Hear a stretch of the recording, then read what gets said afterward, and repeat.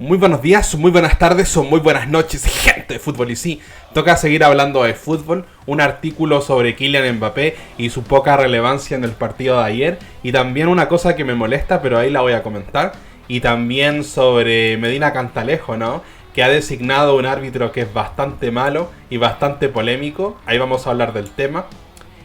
Partamos con el tema de Mbappé, ¿no? El artículo está a través de Marca y dice lo siguiente: Mbappé de nuevo ante el fantasma de la Champions en su octavo intento. Kylian Mbappé hizo un partido discreto ayer en Dortmund. Pese al disparo al palo que estuvo a punto de significar el 1-1, el jugador francés, considerado el número 1 del mundo, o el 2 o el 3, pero ahí está, se enfrentará de nuevo la próxima semana en su estadio de París al fantasma de una competición, la Champions, que aún no ha conquistado. A sus 25 años, Kylian ha jugado más finales de Copa del Mundo 2018 y 2022 que finales de Champions. Perdió la del 2020, pero sus números individuales en esta edición son muy buenos. Es el máximo goleador del torneo, 8 tantos, uno menos que Kane, y la estrella gala está a un solo tanto en general de entrar en el top 10 de los máximos goleadores de la competición. Lleva 48 con solo 25 años. De hecho, en esta Champions ya ha igualado su mejor registro goleador, las 8 dianas que logró en la 2021, pero colectivamente su equipo se encuentra un gol por detrás en una semifinal que tendrá que remontar el martes si Kylian quiere estar en Wembley en su segunda final europea. Kylian ha jugado ya 8 ediciones del máximo torneo continental desde que debutara en la 16-17 con el Mónaco. El equipo monegasco le eliminó entonces la Juventus en semifinales, pero en su temporada debut en Champions, aquel joven Mbappé fue el sexto máximo anotador con 6 goles y fue incluido en el equipo ideal del torneo. En la 15-16, su campaña del debut a nivel general, el Mónaco fue eliminado de la Champions en la previa por el Valencia y luego cayó en la UEFA. Aquel Mbappé con 17 años y 11 días jugó su primer partido en competición UEFA absoluto, disputando los últimos 34 minutos de la derrota por 4-1 en fase de grupos de la UEFA Europa League ante el Tottenham. Su equipo ya iba perdiendo 3-0 cuando salió desde el banquillo, pero dio la asistencia del gol de su equipo.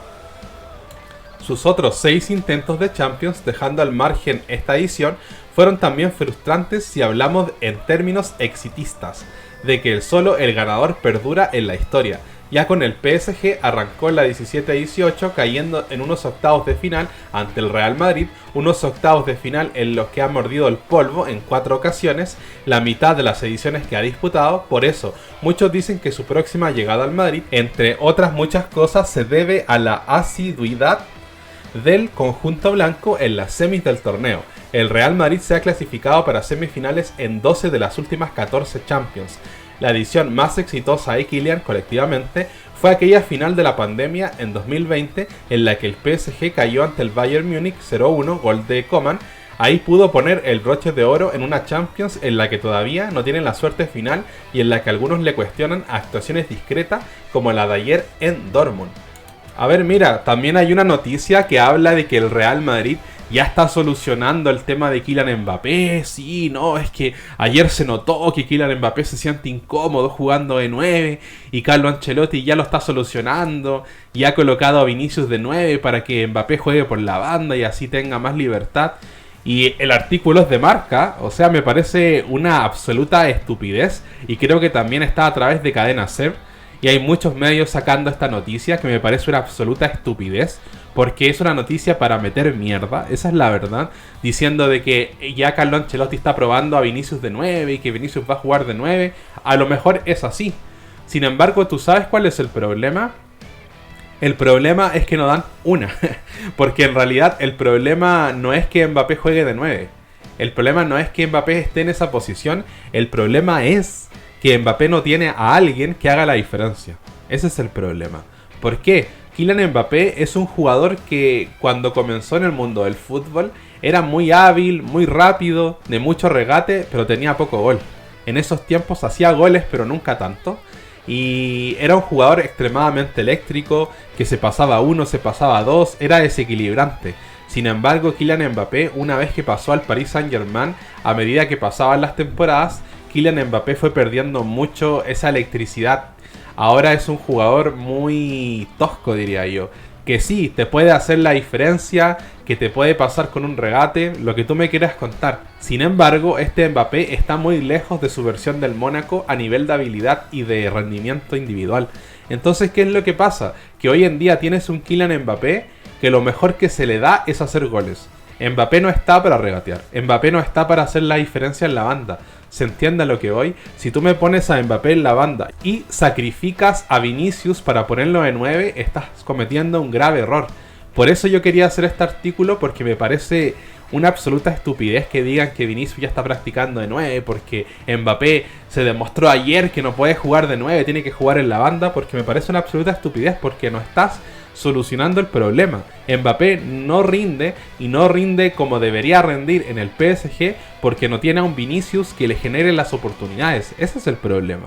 No es que Mbappé sea malo y no se pueda generar las oportunidades. El tema es que él ya no es tan desequilibrante como antes. Tiene mucho gol, tiene un regate bastante aceptable. Sin embargo, no es el Mbappé cuando comenzó en el Mónaco, ¿no? Que se pasaba 1, 2, 3. Ese Mbappé ya dejó de existir. El Mbappé de ahora es un jugador mucho más efectivo, con un regate más orientado al gol. Por lo tanto, obviamente que va a rendir mal si su equipo rinde mal. ¿Se entiende? Entonces, ¿qué necesita Mbappé? Mbappé necesita que lo acompañen, que no sea el único dardo peligroso del equipo, ¿se entiende? Y con Vinicius le va a dar habilitaciones, lo va a dejar absolutamente solo y Mbappé va a definir. Vinicius le va a resolver la situación a Mbappé. Pero tú no me puedes poner a Mbappé en la banda cuando él no es el generador de fútbol. El generador de fútbol es Vinicius, no Mbappé. Mbappé que llega al Madrid para hacer goles. Ahora si Carlo Ancelotti lo ve de otra manera, pues nada, no podemos hacer nada, porque al final él es el técnico y si lo ve de otra manera, pues bien, ¿no? Sin embargo, me parece que este artículo es para meter mierda, específicamente meterle mierda a Vinicius, que al final Vinicius está teniendo mejor rendimiento que Kylian Mbappé en esta Champions, ¿no?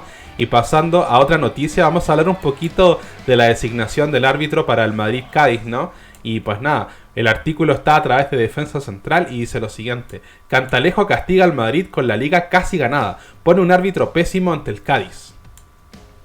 El Comité Técnico de Árbitros, dirigido por Medina Cantalejo, ha designado a Javier Iglesias Villanueva como árbitro principal del partido. El encargado del VAR será de Burgos Bengoechea. El primero tuvo una de las polémicas más destacadas de la pasada temporada. Se produjo en un Girona Real Madrid que se disputó el 25 de abril de 2023. Los de Ancelotti perdieron 4-2 y hubo varias acciones polémicas. Era el primer partido que Javier Iglesias Villanueva arbitraba al Real Madrid. Estuvieron todo el partido persiguiendo a Vinicius con entradas merecedoras de tarjeta amarilla o roja y una agresión que no fue sancionada, con un claro pelotazo que tenía la intención de darle cuando el brasileño se encontraba en el suelo. Con De Burgos Bengoechea, el Real Madrid ha tenido varias polémicas. Antes de su primer clásico había sido el colegiado de un partido del Real Madrid en 5 ocasiones.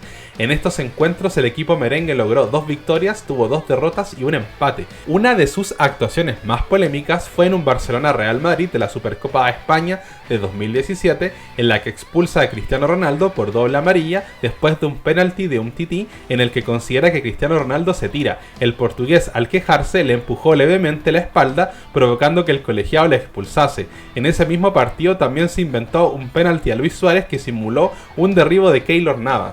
La verdad es que, ¿qué te puedes esperar de esta gente corrupta, no? O sea, de Burgos Bengoechea le arbitró al Barcelona en el partido contra el Valencia, ¿no? El partido que el Barcelona le robó al Valencia.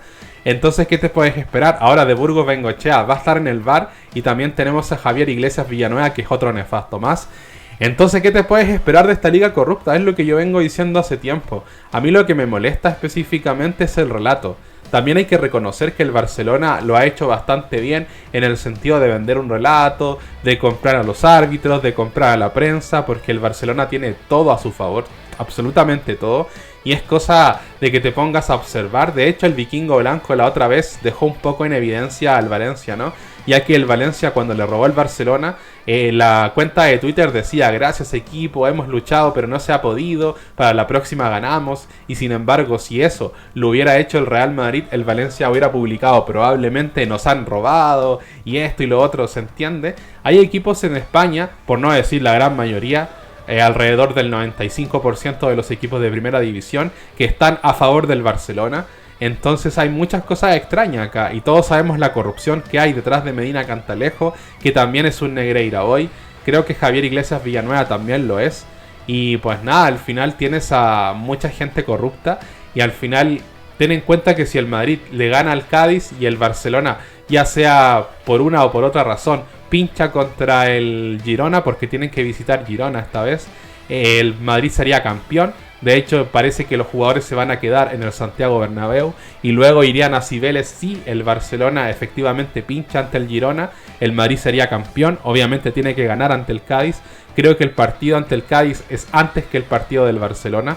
Y por lo tanto, pues nada, al parecer Medina Cantalejo no quiere que la liga se cierre. Hay que ver qué es lo que pasa, pero el Madrid ante esto lo que tiene que hacer es destruir al Cádiz y ya está. El Madrid tiene que destrozar al Cádiz. Además, el Madrid juega en el Bernabéu, ¿se entiende? El Madrid destrozando al Cádiz evita todo tipo de hurto, todo tipo de robo y todo tipo de decisiones polémicas de este par de nefastos, ¿no?